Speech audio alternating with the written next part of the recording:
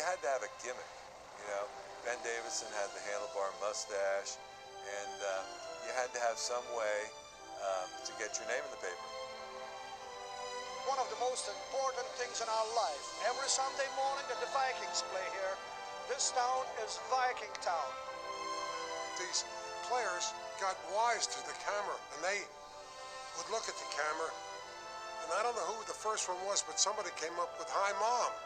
And everybody kept saying, "Hi, Mom." Hi. I don't know why nobody said "Hi, Pop." And I put some tape there.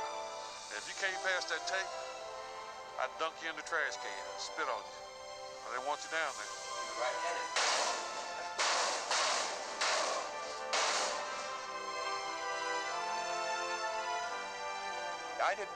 I didn't quit football to get into music.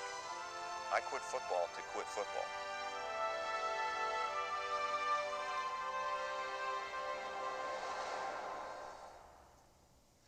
The title of this show is The Me Decade, and it's all about the 1970s. Now, it might seem a little strange, us doing a show about self-expression and the ultimate team game. Most coaches believe individualism is to football what termites are to houses. But in the 1970s, the sight of players spiking the ball or shouting "Hi, Mom" to the camera became as much a part of the game as the national anthem. By the early 1970s, players were used to seeing our cameramen on the sidelines. But actually being on camera was another story. We tried to get close-ups of the players during games, but we couldn't use many of them because they were so conscious of the cameras. And then there were times they forgot they were on camera at all. That began to change with the advent of Monday Night Football. There were more cameras, celebrity announcers, lots of interviews, and an emphasis on FaceTime. Suddenly, being on camera meant being seen by a nationwide audience, and almost overnight, the camera-shy player was gone forever. These players sort of got wise to the camera angles, and they would look at the camera, and I don't know who the first one was, but somebody came up with "Hi, Mom." And boy, did that catch on. Hi, Mom. Hi, Mom. Hi, Mom. Hi, Mom. Hi, Mama. And everybody kept saying "Hi, Mom." Hi. I don't know why nobody said "Hi, Pop," but "Hi, Mom." It didn't matter what the occasion. Players would find a reason to mug for our cameras. Seeing our crews became an invitation to gain instant celebrity. What we lost in spontaneity, we gained in access. Players let our cameras get up close and personal. We began using wide-angle lenses during pregame, and it quickly became one of our trademarks. We had been using telephoto lenses for some time, but it was still a hit-or-miss proposition. For every one we hit, there were two that we missed. With the wide-angle lens, we could make players look larger than life.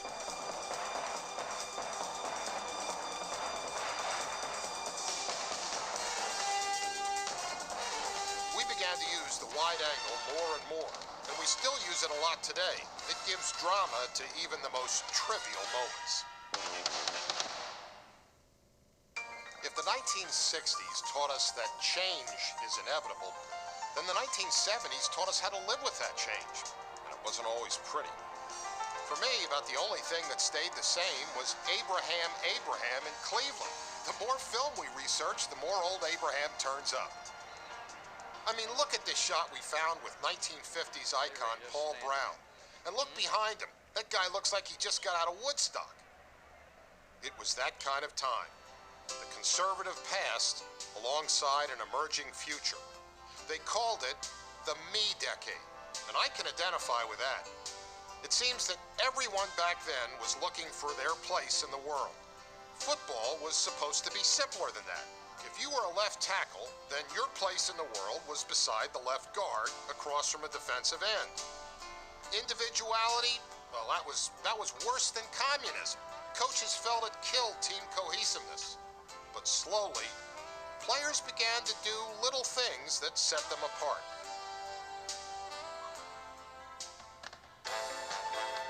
I remember L.C. Greenwood with his gold shoes. Seems sort of strange that such a fierce guy would play with what looked like yellow bedroom slippers.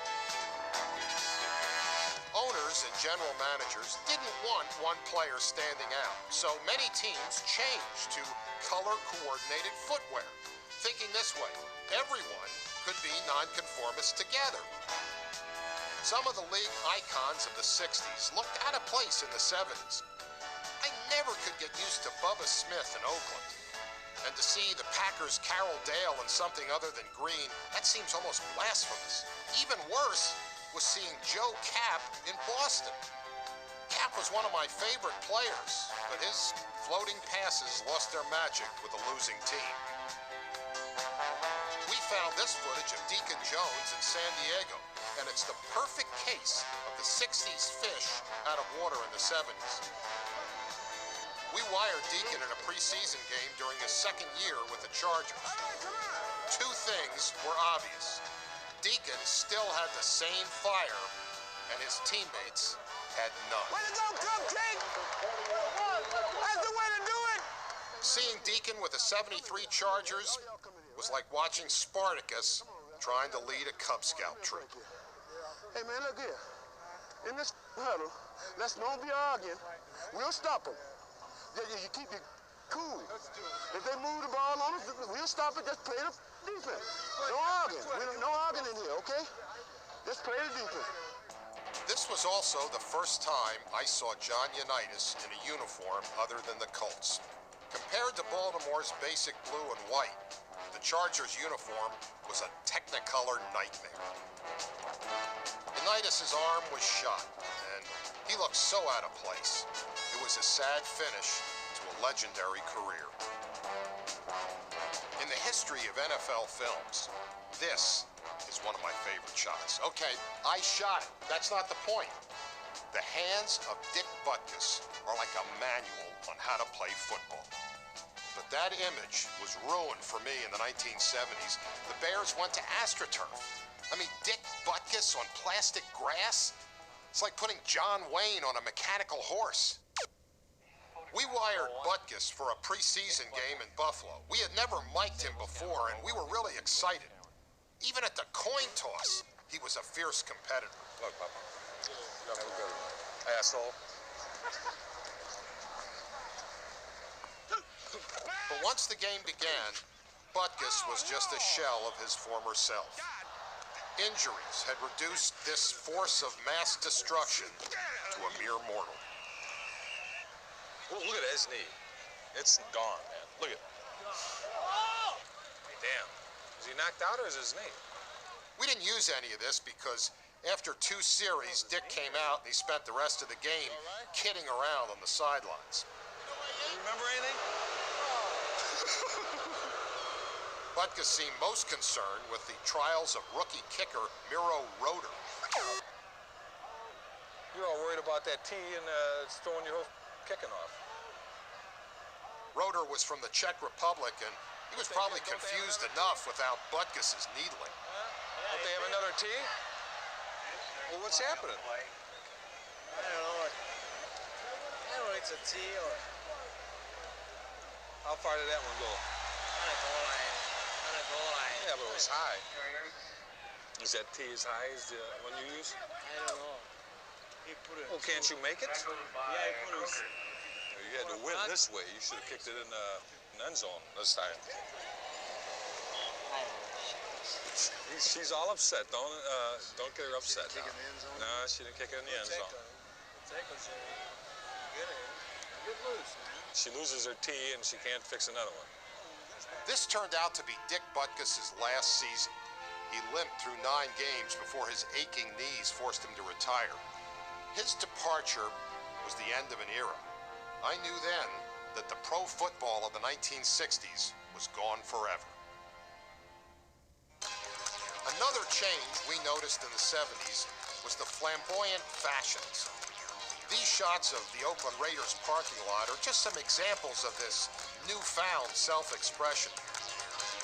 Oakland's Art Toms was truly a sight to behold. Here he looks like a 6'5" Amish pimp. Some people took Art for a California hippie. Actually, he was from New Jersey. I'm not sure that Art would have fit in on a lot of teams, but in a Raider uniform, he seemed right at home. 30 years later, the car is still personalized, and Art is as irreverent as ever. His garage office includes a strange mix of artifacts from the 70s and collectibles of today. Well, I was a little rebellious. I always thought it was funny that some of the guys would wear suits and they would bring briefcases. And I thought, why are they bringing a briefcase to a football game? I brought a little Snoopy lunch pail on the next away trip. And I put my toothbrush and an extra pair of socks and underwear and toothpaste in it. And it was kind of a mock to make fun of those guys. And George Blanda didn't like it at all. The great thing about the Raiders was that all the owner cared about was winning. Al Davis set the precedence when he would bring in players that were malcontents or dissidents on other teams. He would bring in players like that and wasn't that concerned about what they did off the field as long as they showed up to practice on time, showed up for the games on time. On the Raiders, you had all sorts. The vertical stripes of Ken Stabler, the plaid designs of Gerald Irons. Here's my favorite, Jack Tatum with what looks like a pocketbook. I mean, Jack Tatum, the baddest cat in the game, the toughest of the tough guys, carrying a purse? Yeah, we were free to express ourselves, and it came out in many ways, whether it was our clothing or the length of our hair.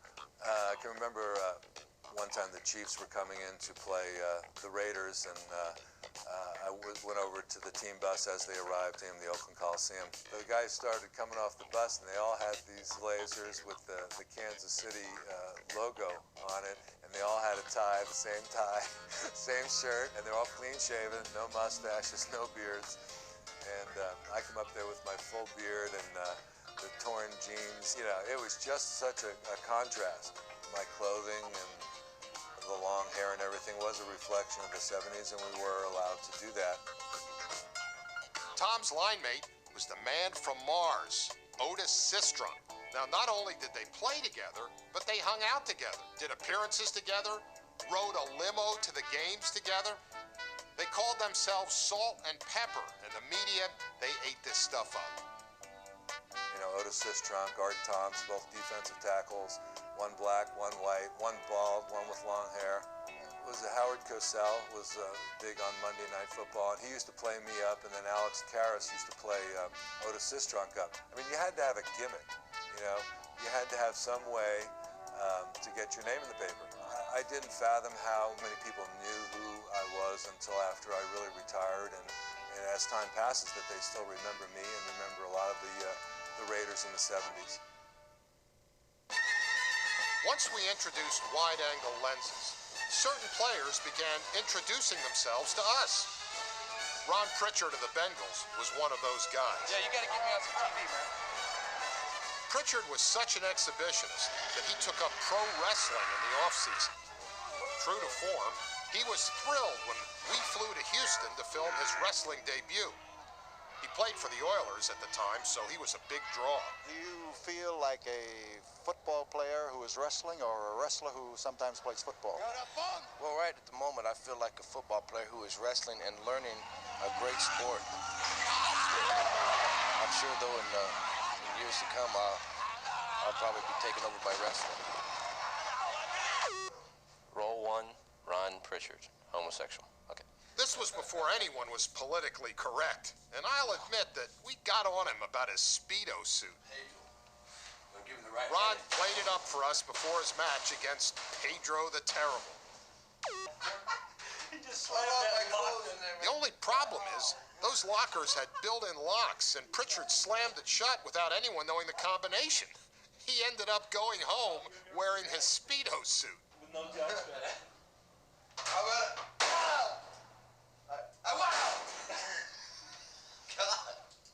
Today, Pritchard's still in great shape, but his wrestling days are long behind him.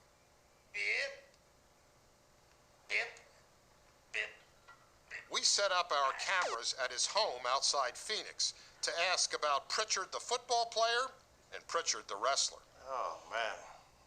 I wish I had his strength still. I wish I had a 25-year-old body still as far as the strength, but, you know, I love the idea of entertainment. You know, I'm kind of a ham at heart.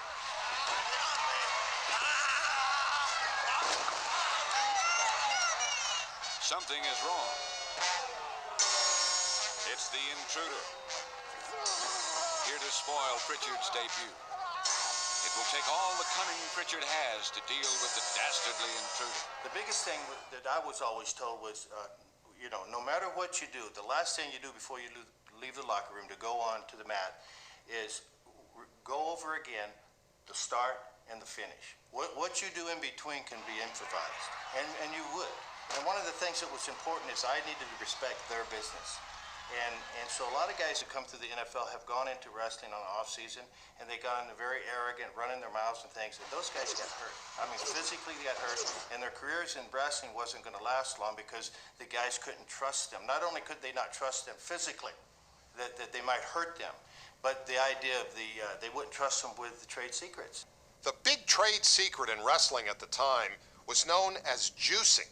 You take a razor blade, and you break the edge. Then you tape it on the end of your finger, and then you'd cap it with another piece. And then when it was time to juice, you just roll it back, cut, squeeze, get that blood flowing. It looked like you was just, you know, cut wide open.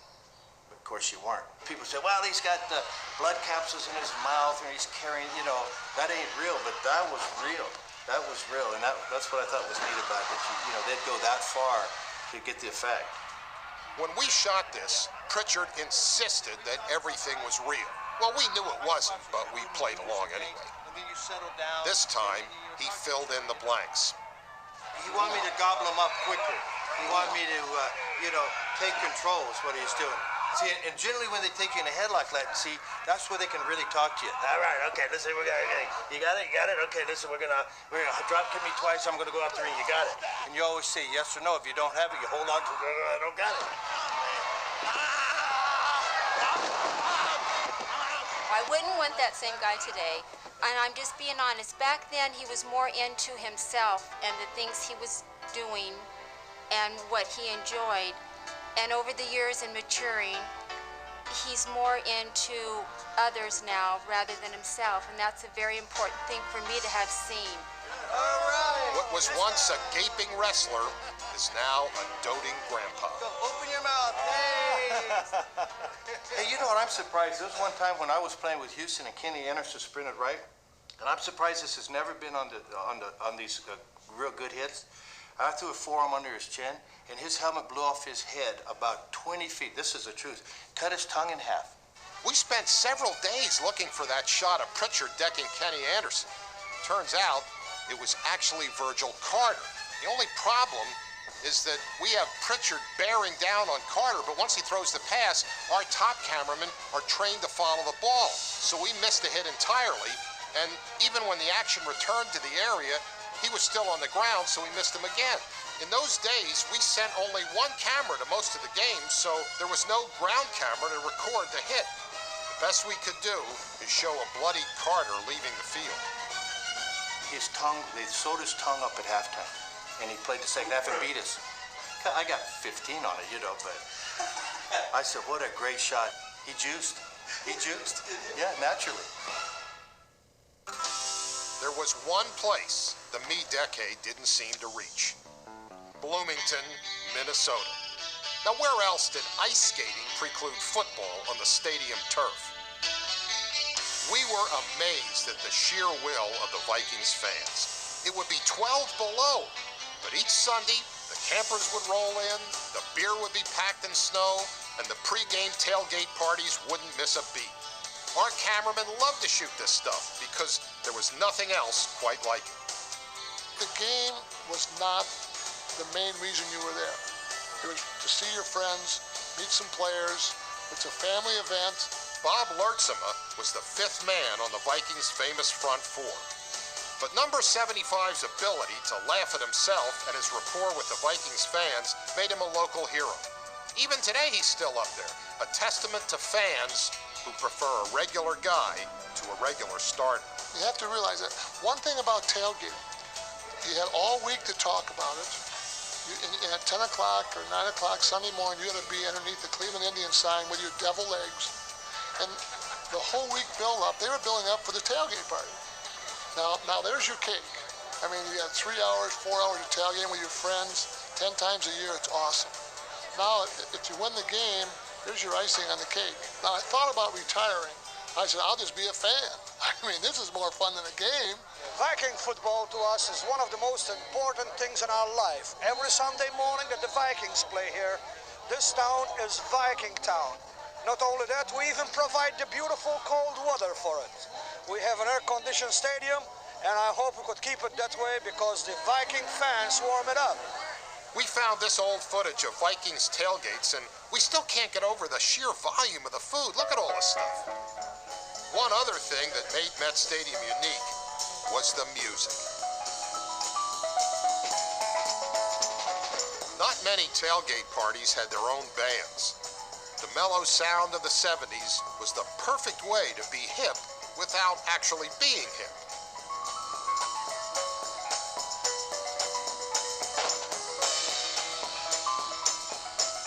Sometimes the music was contemporary. Most of the time, it wasn't.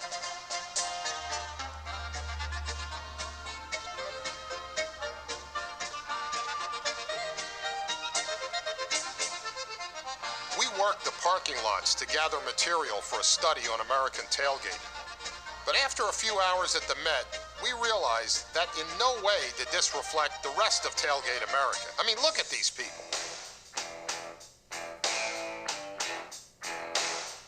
This looks like a cross between Fargo and the Rocky Horror Picture Show.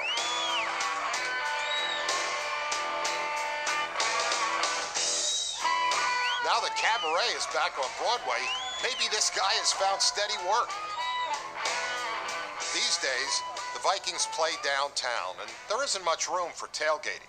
But we figured that if we went to the old stadium site, which is now the Mall of America, and set up a tailgating party, all the old tailgating faithful would return. You know, grill it, and they will come. We rented out the parking lot of the Thunderbird Hotel across from the old Met. We had plenty of beer, plenty of sandwiches. We had our own parking staff. The only problem, nobody showed up. So Todd, Yes. what exactly was your idea here today? My idea here today was to recreate the spirit of the Vikings tailgate party circa 1972-73 by having a party outside the parking lot of Mall of America. And obviously, this is the worst idea I've ever had in my life. So what are you saying, that no one's here? I'm saying that nobody's here. Fire up that old Fairmont of yours and come out to the back parking lot of the Thunderbird. It got so bad that we had to put our catering guy in charge of getting out the fans. Yeah, you gotta wear your Viking stuff though. Paint their face. Yeah, paint your face, get butt naked and run around. I don't care. The Thunderbird, anything goes. You guys see somebody way down there. There's a car over there. Check that truck. Hey, you know, maybe we're in the wrong spot. Wait, there's a guy here. What are you talking about? You got a good spot? What a beautiful day for tailgate. 32 degrees, perfect. But you're the only one here, Bob. Well, you know what happened? So many people are waiting outside. I cut in front of them. They got them all stopped. There's thousands of people waiting to come to this party. But apparently security won't let them in. See, there you go. So, yeah. In retrospect, we should have promoted this thing a little better. But hey, we're filmmakers, not party planners. And later that night, there were real live ex-players and fans at the annual Minnesota Players Alumni Dinner. And like always, the man of the people was at the podium introducing the Hall of Famers. I'm going to introduce some of the players. First of all, I want to start out with the worst coach in the National Football League. He was 0-4 at the Super Bowls. But we love him, the greatest man, the greatest coach ever in the National Football League, Mr. Bud Grant. Bud, we were part of a family. We weren't playing for money because the money wasn't that good. They could identify with us because they knew we loved the game so much, and we would probably play for nothing. And now, from the meatpacking and proctology capital of the world, downtown Buffalo, this is Roll One of O.J. and Company. Well, we have a very young team. Our whole backfield, Our 1969 interview session in Buffalo was mainly to get sound bites from the Bills' rookie running back. But we also met rookie quarterback James Harris. Harris was about to open the season as the Bills' starter, and he helped bring quarterbacking into the modern era. Since I've been here, everybody's been real nice to me. I haven't encountered any problem whatsoever, and there seems to be no problems other than my performance is what's going to determine whether I'll be accepted or not. The face of quarterbacking was changed forever in the early 70s as more and more teams allowed talented black passers to line up under center. Before Harris, there was Marlon Briscoe of the Denver Broncos. Briscoe was 5'9" and was drafted as a cornerback, but he threw 14 touchdown passes as a rookie. We'll never know if Briscoe had a future at quarterback because no one else would give him a chance, so he spent the 70s as a wide receiver, mostly for the Bills and Dolphins. We visited Briscoe in Los Angeles to talk about the road he helped pave but never traveled. Racism did play a part, but I think that the fact that the black athlete was perceived just as an athlete that could adapt to another position. Briscoe's roommate in Buffalo was Harris, one of the first African-American passers actually drafted to play quarterback. Harris had a rocket launcher for an arm, but he never seemed to pan out in Buffalo. During that era, they would always use some reason, a negative reason, to criticize the quarterback. In my case, I was too small, or that I was a runner. In James's case, they said he threw too hard, that a lot of the players couldn't catch his ball. Hey, I caught his ball. Haven Moses caught his ball. We had no problem with catching his ball. We were happy when Harris got a fresh start in Los Angeles, and we thought the stigma against black quarterbacks would be shattered forever when he led the Rams to 3 straight division titles. Soon, there was J.J. Jones in New York, Dave Mays in Cleveland, Johnny Walton in Philadelphia, and Parnell Dickinson for the expansion Buccaneers in 1976. But we had a hard time finding these shots because none of these guys got much playing time. They weren't going to get an opportunity to play, and it was pretty much window dressing to draft them, stick them on the third team, or and eventually, they would find themselves out of the league. One guy who did get a chance to play was Jefferson Street Joe Gilliam in Pittsburgh. This was when Terry Bradshaw was still developing, and Gilliam's talent was just too great to ignore. Little bitty skinny guy with terrible feet. He always complained about his feet hurting. I would see him hanging. I remember Joe Gilliam hanging from the goalpost when he was saying he was getting the weight off his feet. He'd just be hanging there, stretching out. The knock on Gilliam was that he couldn't read defenses. But we knew he could. His father was a college coach, and he grew up with a passing game. Gilliam just had a gunslinger mentality that backfired at inopportune moments. Gilliam's game wasn't exactly a Pittsburgh type of game, I guess. So he had a lot of pressure on him, and I think he had sort of parental pressure, and he had team pressure, and he had town pressure, and he just couldn't deal with it. Despite starting off with a winning record in 1974, Gilliam was benched in favor of Bradshaw, and unlike James Harris, he never recovered from the demotion.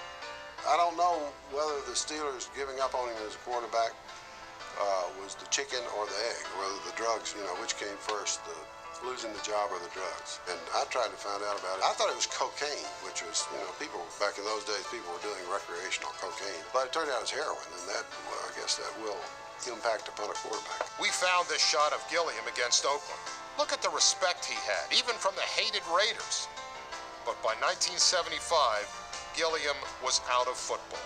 He was an unhappy guy after that, and never could stay off from what I would hear and read. He never could stay off heroin for long, and died of an overdose, I guess. Whenever I think about Joe Gilliam, I think about what could have been. For every 100 players who enjoyed the limelight, there were those who just wanted to be left alone. Dwayne Thomas didn't talk to the media, to the fans, or any of his teammates for that matter. He was easy to find on Sundays. Just look where no one else was. Maybe he should have joined the Oakland Raiders, football's halfway house, and home to number 26, Skip Thomas, a man they called Dr. Death.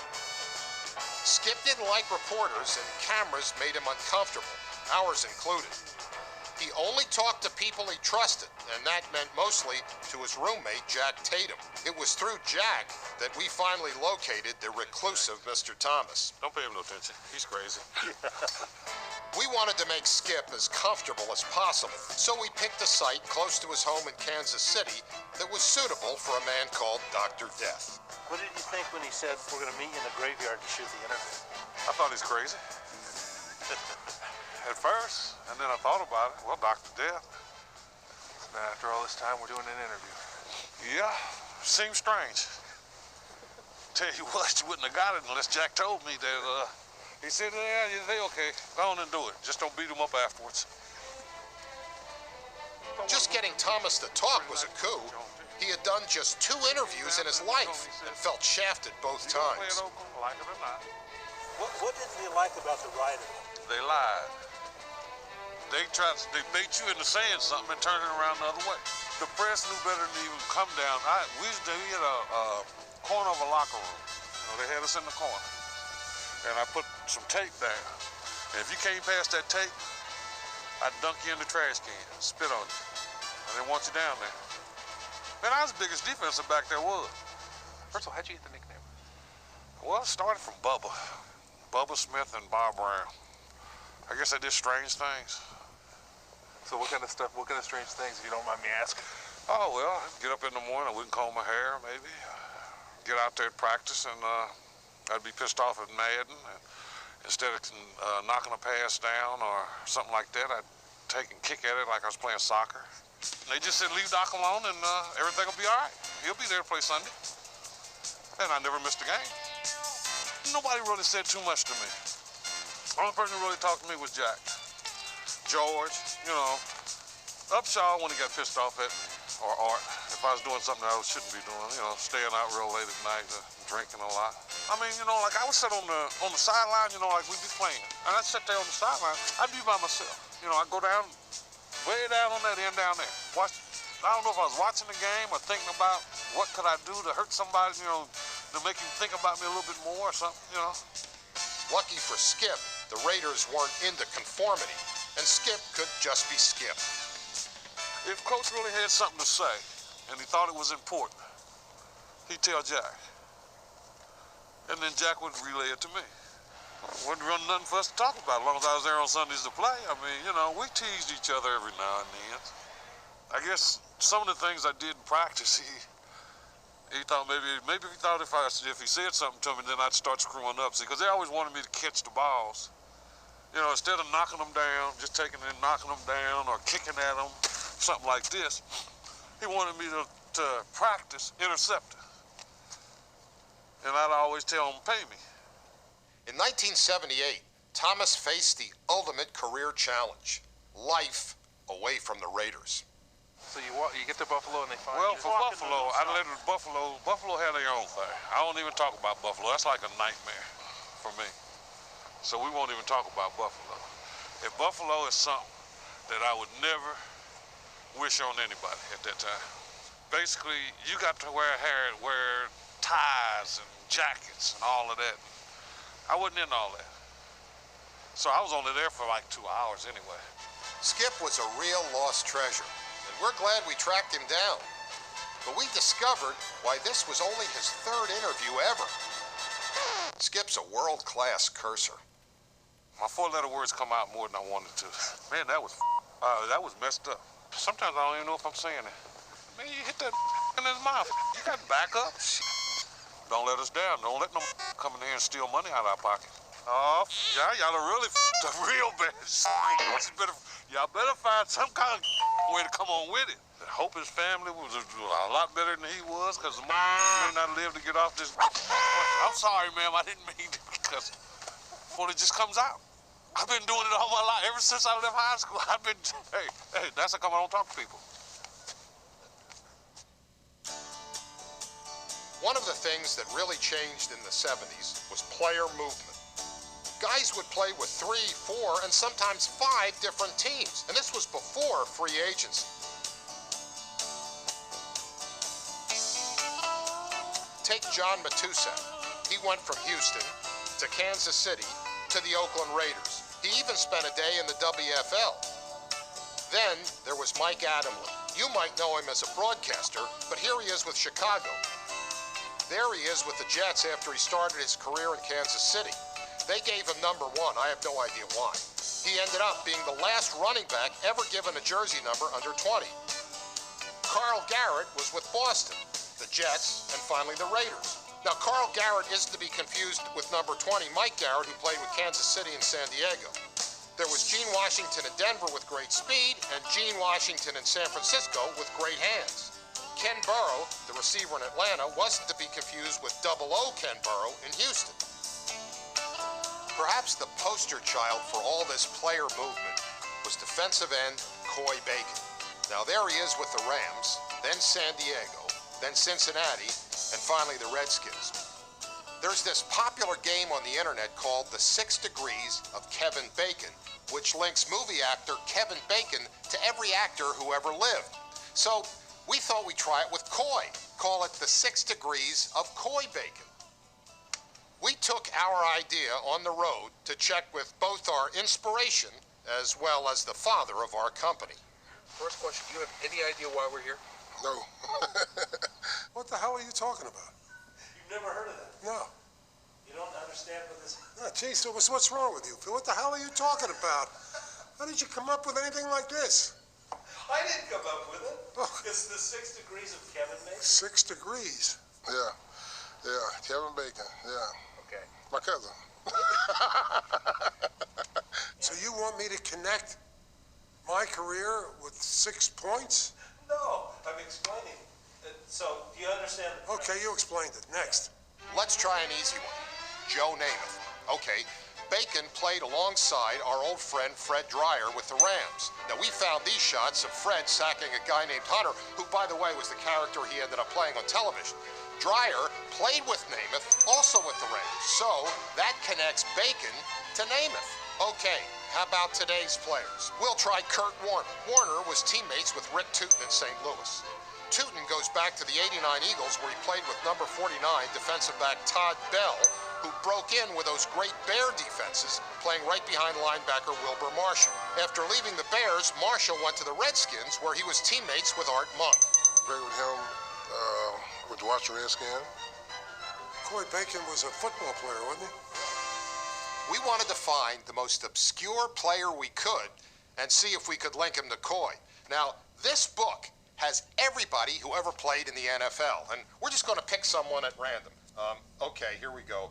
Army Tomaney, and he played just 8 games with the New York Giants in 1945. Army Tomaney. Now that's just about as obscure as you can get. Okay, here we go. Bacon played with John Unitas in San Diego. He tried his best, did his best. Who did Coy Bacon play for? Unitas played with Art Donovan in Baltimore, who played with Frankie Filchuk, who played on the 46 Giants with John Weiss, who played with Tomaney in 1945. Who? You're using up a lot of valuable film there. How about a real challenge? Maybe the greatest American athlete ever, Jim Thorpe, who played in the 1920s. Think we can do it? We can do it. Now, Bacon played with number 41, Ron Smith. Smith later played with the Raiders alongside George Blanda in 1974. Now, if you're going to go way back to the 20s, you need Blanda, because he played with Sid Luckman in the 1949 Chicago Bears. Luckman takes you through fellow Bears George Musso and Joe Zeller to the 1932 Packers. Zeller played with Paul Fitzgibbon. Fitzgibbon played with Thorpe on the 1928 Chicago Cardinals. I know, that's 7. But we tried, and we just couldn't get it done in 6. The best we could do is the 7 degrees of Coy Bacon. And hey, that's not bad when you're going all the way back to Jim Thorpe. Now, why don't you try it at home? And here are a couple rules. First of all, no coaches. That just makes it too easy. And Pro Bowls, All-Star games, they don't count either. And if you really want to make it tough, toss in what we call here the Latrobe Clause. And that means you can't use any quarterback from Pennsylvania. And that's Marino, Montana, Unitas, Namath, or George Blanda. So now I can tell you it's not my idea. It's Todd Schmidt's idea. Where's Todd? That's a dog, Todd. Yeah, I thought it sucked too. Oh, so don't blame it on me. Well, I was waiting to see what your reaction. I don't know what the hell that is. Okay. That's what you call reaching. Throughout the 70s, we saw a new wave of athlete, educated, refined, and sometimes ambivalent to pro football. Mike Reid, number 74 of the Cincinnati Bengals, was part of that wave. A two-time Pro Bowler with a lethal combination of size and speed. No, quickness. If you're going to beat a guard, if I'm going to beat a guard, I'm going to beat him in the first step I take. Yeah.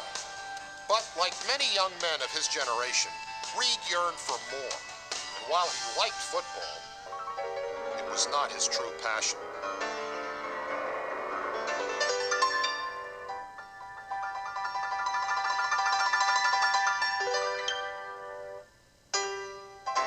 This wasn't like selling insurance in the off-season like other players.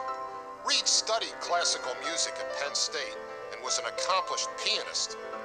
He was an All-American and first-round draft choice in 1970. But, you know, he may have been a better musician than football player. After his rookie year, we filmed Reid playing in a concert with the Cincinnati Symphony Orchestra. The left hand? Wait before the rest. Just wait. Some musicians wait their whole careers for a shot like this. I got him right there. And Reid had earned it at 23. I'm going to be sitting there and I'm going to say, when is he going to let me play that note? You know you're talking about an unusual player when the news that he was named Rookie of the Year is announced at one of his performances, and the announcement is made by the conductor. This was the first concert NFL Films ever shot. We filmed all kinds of shows since then, from Journey to Macy Gray to Kiss, even Marilyn Manson. But it all started right here with Mike Reid. We wanted to interview Mike again for this film, but he's so focused on his music now that he's reluctant to talk with anyone about his football career. So we went back to some outtakes from interviews we did with him in the 1980s. 8 years after Mike retired from the Bengals, the memories of why he enjoyed the game were still fresh in his mind. My whole motivation was excitement. I mean, I probably got out there and pounded my fist and drooled on my uniform, you know, with the best of them. But underlying the whole thing was always the fun. I mean, it was always a lot of fun. You know, look at those uniforms. It's like coming out 6 years old on Christmas morning, isn't it? Look at all the colors and look at the eagles and the birds and tigers and lions. You know, it's all designed to be fun. Mike Reid was different. He was a cultured, sensitive man whose intellectual nature didn't quite mesh with his teammates. What are they doing? Are they going to quit running, or what are they going to do? Mike, all I can tell you is hot. Very hot out there.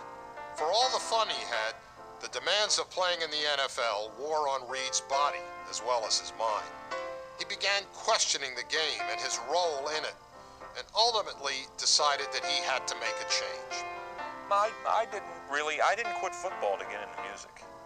I quit football to quit football. When I sensed that it just started to stagnate emotionally, that's the reason I got out.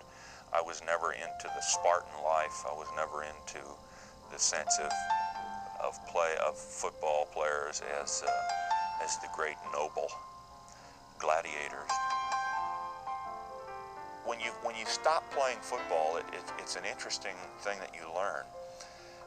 As a football player at the time of the game, you really suffer under the illusion. You live into the illusion that what you're doing at that moment is of great importance. And it's a shocking thing when you stop playing to realize that it doesn't mean anything, really.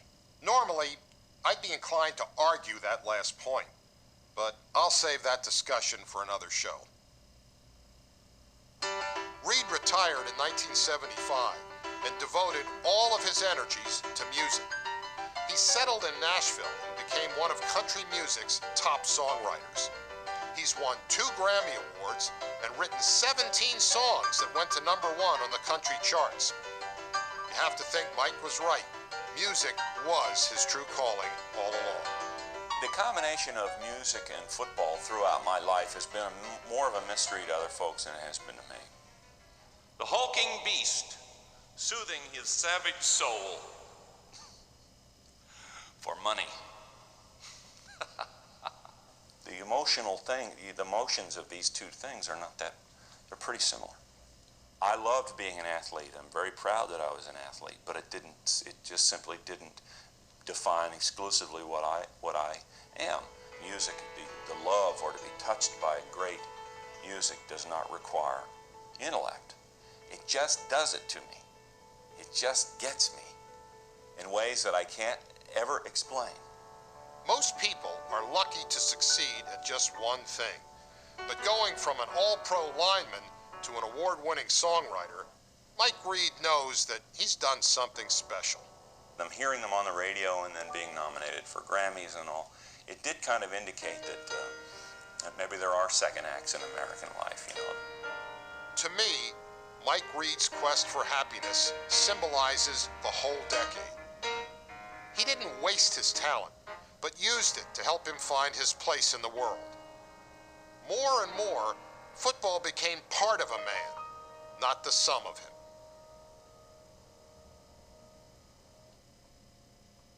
Now, I want it known that it's 11:06, and so people who are 6 minutes, people who are fashionably late aren't here yet. That's right. They're fashionably late. They'll be here in 20 minutes, 11:26. The beer will be here. The sandwiches will be here. So I say in 20 minutes or so, we're going to have a really rocking party. So what happens? Golden Bob Lurtzimo was going to be here. Come over, you want some beer? You the sailboat crew? Are you the sailboat crew? I might have been attacked already. Check that out. Come on over here. Come on over here. Free beer, pop, food. Come on. It's legit. Come on. Good day. Hi, guys. What are you doing here? Well, we're desperately trying to have a tailgate party with no football, but it didn't actually work out. So help yourselves. Have a sandwich. Have a beverage. Enjoy. Bob Lurtzimo is here, but unfortunately, very few people came, so we figure you guys were having the seminar in there, so we figured you can come join us. Great. Want to pop for some sandwiches? You sure? All right. Yeah, I'm Bob. Yes, I recognize you. Come on over. You can use a brewski or pop. Come on. Come on. There's no gimmicks. Not a gimmick in the world. Come on over. Bob, of course I recognize you. I'm one of those baseball fans, whatever. Are you? Well, good. Thank you. Oh, you bet. Good seeing you. I'll tell Scotty you love his bar. I could just see my career crumbling. Wait.